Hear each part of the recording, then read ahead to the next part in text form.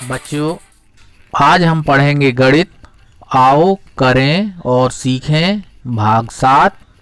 गतिविधि का नाम है संख्या बताएं तो जोड़ पाएं।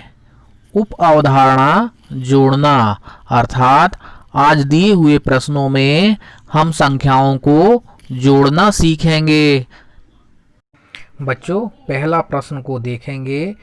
पहले प्रश्न की इकाई में ऊपर 2 है तथा नीचे इकाई में 3 है।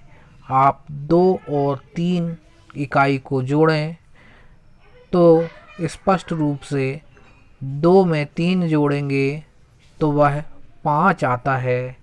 इसी प्रकार से दहाई में ऊपर 1 है तथा नीचे भी दहाई में 1 है। इस प्रकार से 1 और 1 को जोड़ेंगे तो 1 धन 1 बराबर 2। इस प्रकार से यह संख्या 25 प्राप्त हुई है।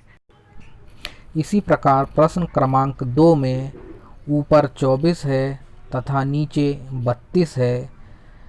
इस प्रकार 24 तथा 32 को जोड़ना है तो 24 की इकाई में 4 ऊपर है तथा 32 की इकाई में 2 है नीचे। अतः 4 और 2 को जोड़ेंगे तो वह 6 आएगा। इसी प्रकार से ऊपर दहाई में 2 है तथा नीचे दहाई में 3 है। इस प्रकार से 2 और 3 को हम जोड़ेंगे तो 5 आएगा। इस प्रकार से हमें संख्या 56 प्राप्त होगी। अगला प्रश्न 22 और 66 को जोड़ना है, जिसमें ऊपर 22 की इकाई में 2 तथा नीचे 66 की इकाई में 6 है।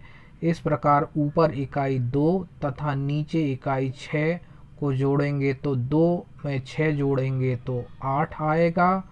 इसी प्रकार ऊपर की दहाई में 2 है तथा नीचे की दहाई में 6 है।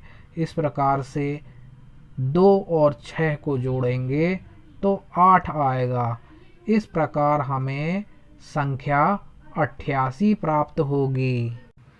अगले प्रश्न 67 और 31 को जोड़ना है, जिसके ऊपर इकाई में 7 है तथा नीचे इकाई में 1 है।